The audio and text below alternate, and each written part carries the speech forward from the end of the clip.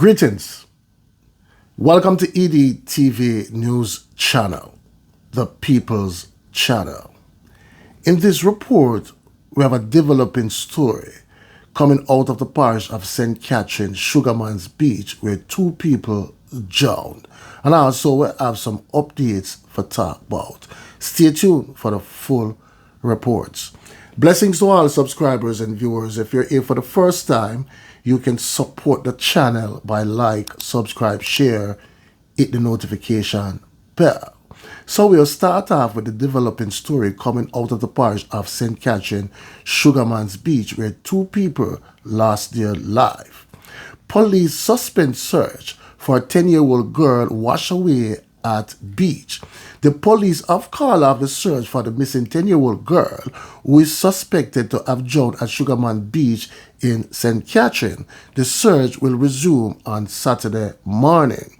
The girl is suspected to have drowned after she got into difficulty while swimming Thursday afternoon. The body of a 21-year-old man who tried to rescue her was recovered this morning after it was seen floating in the water. Members of the Marine Police and the Jamaica Defense Force Coast Guard, along with fishermen, started the search for the 2 on Thursday afternoon, shortly after the incident. Meanwhile, the police are warning beachgoers to refrain from swimming in rough sea conditions following the passage of Hurricane Beryl. At this time, we would not advise persons to go into the water. Avoid this location until the water calms down, and then you can come and enjoy your beach, said Sergeant Mickey Lord, sub-officer in charge of Elsha Police Station. Now, people will move on, this time to the parish of Manchester. So we'll get into the latest report. 80-year-old Manchester man dropped out during Hurricane Beryl's rampage. An 80-year-old man lost his life when a wall at the back of his property in Backup District Resource, Manchester, fell on him during the passage of Hurricane Beryl on Wednesday. The man, Stanley Castle, lived alone in a board structure, which at some point lost its roof during Beryl's rampage. His grandniece, Patricia Nelson, told the news media on Thursday that she doesn't know what time the mishap occurred, only that he was found by concerned residents Thursday morning. Nelson, who is a farmer, said she has gone to visit her granduncle with food when she came upon a crowd gathered at the site. The roof lifted off and he went outside. I don't know if it was shelter he was going for, but the wall broke down on him, she said. According to Nelson, her granduncle's neighbors, knowing that he had mental challenges, had gone to check on him after seeing no sign of him in Beryl's aftermath. She said his nephew had tried to get him to leave the house before the hurricane, but he refused to go with him. Very, very sad story, people. Now, people, we'll move to the parish of Kingston, the nation capital. Football found, but no sign of man swept away by flood waters. So we'll get into the report. The football that Alric Moncrief was trying to retrieve from a gully on Wednesday when he was reportedly swept away by flood waters during the passage of Hurricane Beryl has been found. However, there is still no sign of the 26-year-old man, otherwise known as KALANJI. The ball was found behind debris in the vicinity of Mapen Cemetery on Thursday as residents continued their search for the Arnett Garden St. Andrew community member.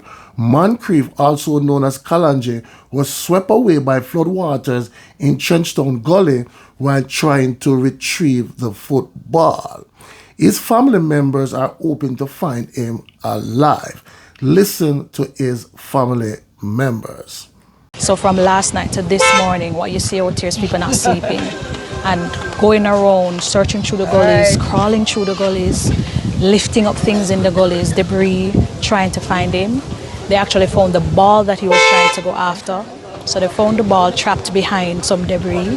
So they were hoping that he would have been in close proximity, but he wasn't.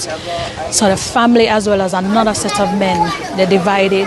A set went over by Greenwich Farm to search through that gully, and another set went around by Tivoli, Caribbean, the Tivoli Terrace there, trying to just see if they could find him.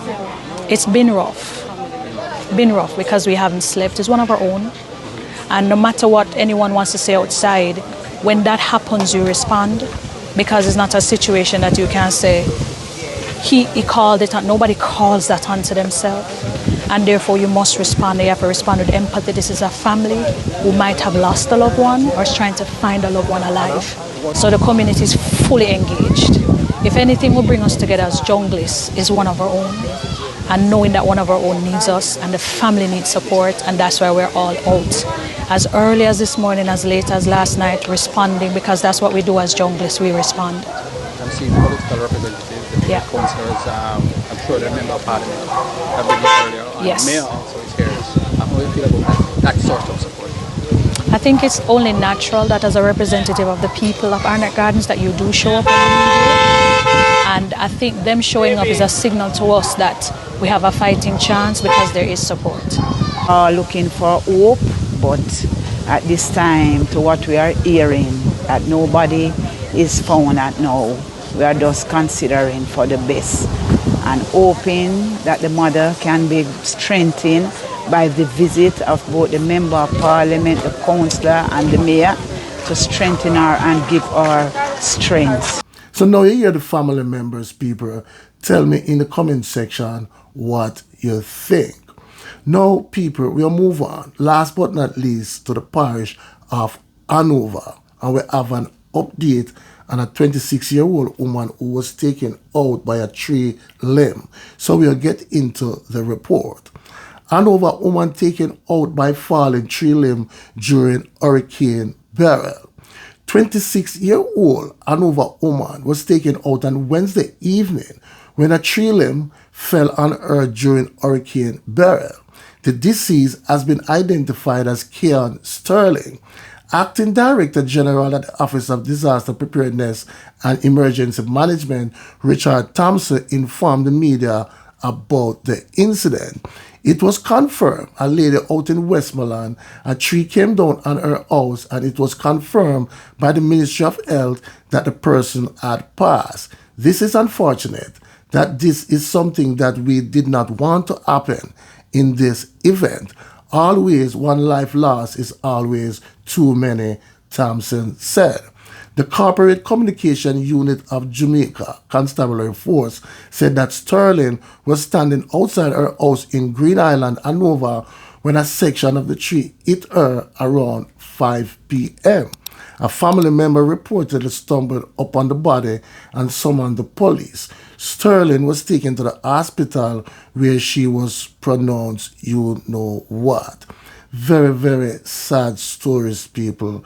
Condolences goes out to all the family members. Please leave your comment in the comment section and tell me what to think. One aim, one God, one destiny. Walk good, talk good, live good. Blessings.